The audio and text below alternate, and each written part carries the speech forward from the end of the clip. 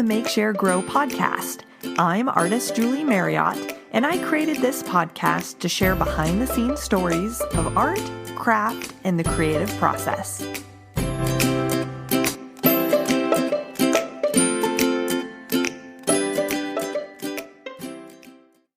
Hey guys! This week on the show, I wanted to share how I plan out my studio time and get things done. It's actually a pretty simple process, but I hope it's helpful for you to hear how I have organized the way that I work and that it gives you some inspiration for your own process. So I'm going to separate the show into two parts. The first is what is my system now, and the next part is what I hope to improve on next year, so you can kind of hear how things are going for me and what I would like to work on in the future. Okay, so describing my system right now. Like I said, it's not super fancy. I use basically two sort of techniques or ideas to help me get my art done. So the first is using a calendar. So this sounds really obvious, but actually for I think maybe my first 2 years in business, I didn't really keep a calendar that was specifically for my business. I was just writing some major things that had to do with my art deadlines and things like that on our home calendar. And so it would require me to walk into the kitchen and take a look and see what was on there. And it was a lot more mixed up with our personal schedule. So for the last 2 years, I think I have been just printing out a separate calendar for all of my art deadlines. So it's not fancy at all. I just printed out a free printable calendar, and it's the whole year on one page.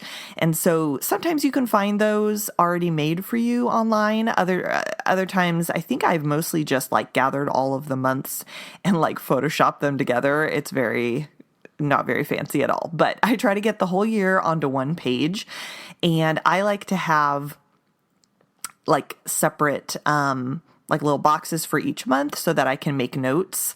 And so you can kind of figure out what way works best for you, but as long as there's enough space to write individual tasks that are happening on certain days of certain months. So I have a calendar now so that I can block off at a glance different months or different weeks for certain projects. But I like to be able to see the whole year so I can kind of see how the projects are coming up against each other, or when I have big open spaces. I'm not a big planner person. I know a lot of people who are super duper organized, who love planners. I have a hard time not being able to see very much all at once, because you have to keep flipping pages in a planner. I like to just be able to look at one page and kind of get an overview of what is going on in my whole year. So anyway, that's a personal thing. So for my calendar, I have always had commissions take priority on my calendar, because for this far in my business, commissions have been the main driver of sales in my business. So when somebody comes to me and requests a commission, I will check my calendar. And this is actually something that's very important that I didn't used to do in the beginning either. I would not really have a good grasp of how my whole year was looking project-wise. And so I would just sort of say yes to whatever the time frame that my client wanted without really accounting for maybe how long that project would take, or if it would start overlapping its timeline would start overlapping with another project that I had taken on, and then I would actually be needing to work on two things simultaneously. And usually I only have the time in my studio to really work on one project at a time, because I still don't do this full time. This is definitely me doing my art while I am a stay-at-home mom too. So I don't have full work days to be able to just bang out tons of projects all at the same time. So now having commissions on a whole year calendar, I can look, and if somebody says, hey, I need this or I would really like to have this, say, in September, I can look and see, okay, I already have, one project taking up the first 2 weeks of September. My first available time in September is, the third week of September. So I'll come back to my client and say, this is when I can actually start. And does that work for you? Or would you like to start it earlier, like a different month or whatnot? And I've just gotten a lot more firm on what I can actually reasonably do and trying not to overbook myself and having my whole calendar all planned out so I can kind of see, like, I can really only do 2 big projects in a month. And I can see that at a glance.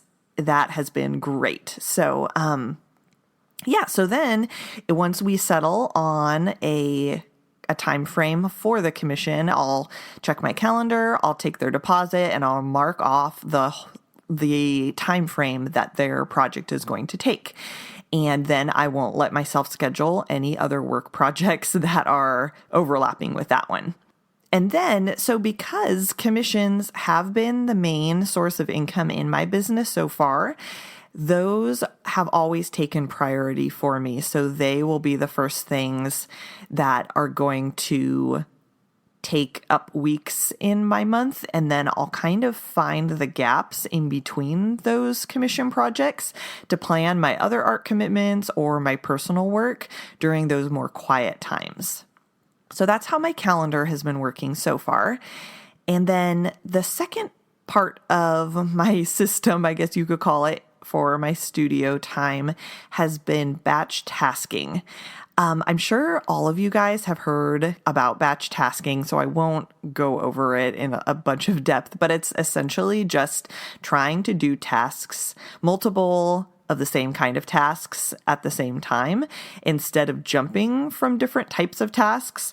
And I've heard people say that you should be doing this for years, and I finally actually am trying to start to listen. And so I will try to batch like answering emails. So if I have like 3 or 4 emails to respond to, I'll sit down and it will be email time. And then I'll batch and say like, this is painting time. I'll do my best not to like get on social media, not to get on my email, just like put the computer to sleep. And that has really been good, because I would have been earlier in my business, like trying to answer emails on my phone when I check it, like whenever I check it, instead of just letting it sit there until the time that I can answer, like have more of a chunk of time to answer multiple emails all at the same time. So again, this is not rocket science. This is super simple, but I think it's something that we hear we should do. And then maybe we don't actually take that wisdom, but it has been really good. It's been really good for me not to feel as scattered and to be able to get more into the groove of whatever the task is that I'm working on and to get that done faster instead of switching in between tasks. And also, I'll just throw in this here. I feel like as a mom, and I'm sure any other moms can attest to this, we already feel kind of scattered because we're always constantly trying to listen to our children and get the household things done. And I feel like there's a bunch of task switching already going on in my life where I'm trying to get food for me and then food for my daughter and then check the laundry and then clean up the floor and then make the shopping list and then she's asking for something else. And so if I can minimize that scattered feeling, at least in one part of my life in my studio time, that is awesome because I can't always control it as much in my personal life. So anyway, that has really helped. So another super practical thing that has really helped me in my studio practice is just finding the right times of day to do certain tasks that fit with the way that like my natural rhythms or that make the most sense for sort of the rhythm of our day.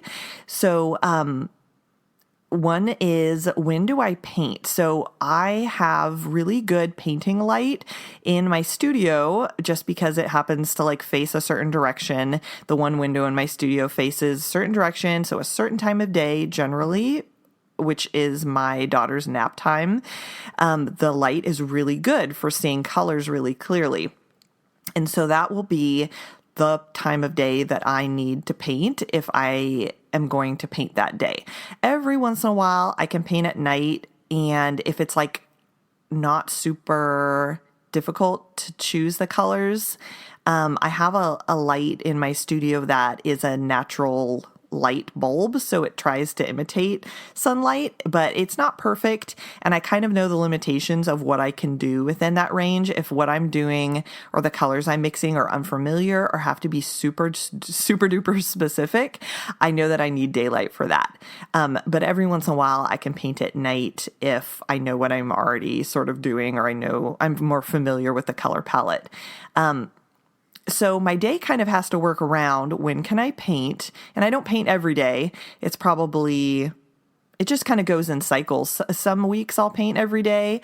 Other weeks, if I have a lot of other sort of more computer-oriented projects going on, I will spend more time on the computer and go like a whole week or maybe like a couple days without painting.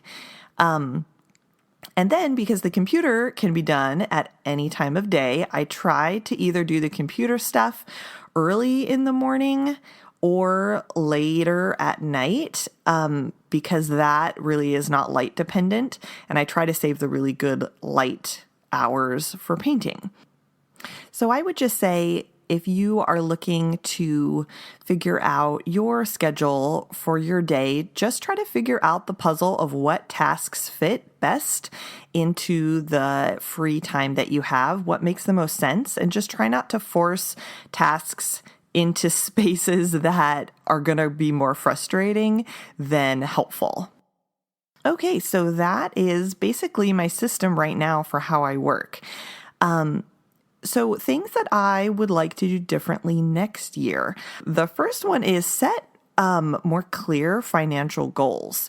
So this year, or in all past years that I've been having my art business, I haven't really set specific goals for what I would like to make with my business in the year. It's more just been going with the flow and sort of just seeing where the year leads and what I want to do at the moment, instead of saying like, oh, this is what I really would like to shoot for. And does that make sense with what I'm able to produce in a month or in a quarter? And maybe even having something specific that we want to do and seeing like as a family, like maybe taking a vacation or something like that, or having some sort of purchase we want to make, seeing what that costs, and then working back from that and seeing, okay, what do I need to sell in order to actually reach that goal? So I haven't actually gotten that complex in my business yet. So that is something that I'd like to do in the new year. And then another thing would be is to make personal work and growth as an artist and in my art practice more of a priority by planning quarterly collections of work. I would love to just work more on my own personal work and have commissions kind of fit around my personal projects versus having commissions be the thing that kind of takes over my calendar for the year and always have priority. Have that almost work opposite so that I can be growing and doing more personal things, because commissions definitely follow what I have been currently working on.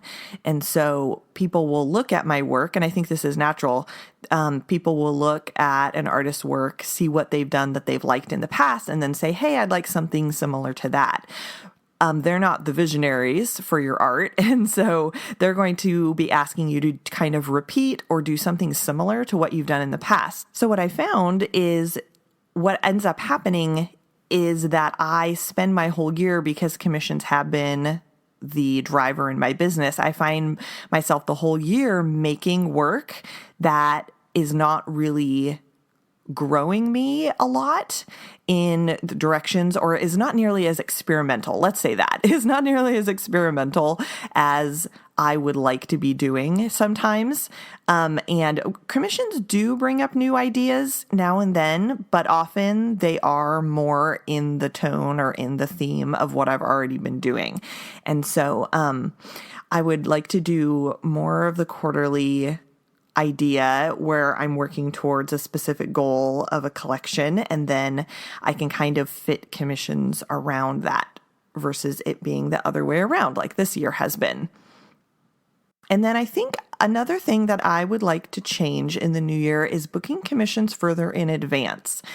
So having my idea for my quarterly collections, then I kind of know when the empty spaces around those collections will be. So when people approach me and say, hey, I would really like a commission, in this time frame, I can say, okay, well, this is the next available space I have, and not be working on such a time crunch. Because I think when clients come to us, they often will want something that has a really quick turnaround, and then that can have a kind of stressful feeling for me, and constantly working in that kind of stressful environment is not good. So taking more control of my calendar and saying, hey, I can't do something that has a super fast turnaround. This is like the time frame that I'm able to do it in. And often I have a feeling people are willing to work with you on that. They may not get it for the exact holiday that they wanted it for,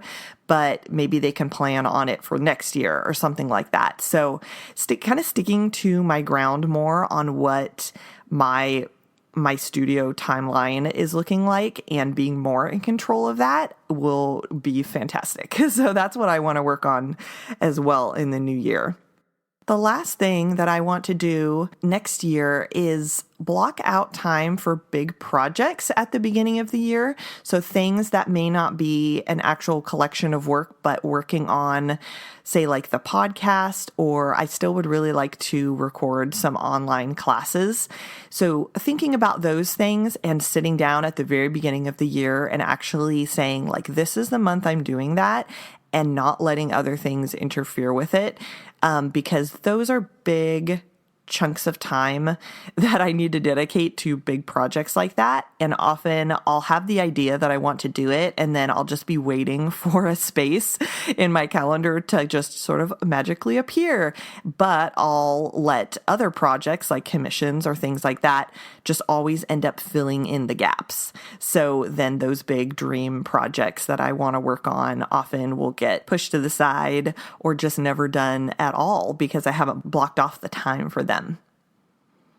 So those are the main things that I would like to grow on in the next year. So being more planned and organized, setting clear financial goals, booking quarterly collections on my calendar, so that I will actually commit to doing them before I start being asked to do commissions for that year, booking commissions further in advance to avoid the time crunch, and then blocking out time around those things for bigger projects starting at the beginning of the year instead of being more reactionary.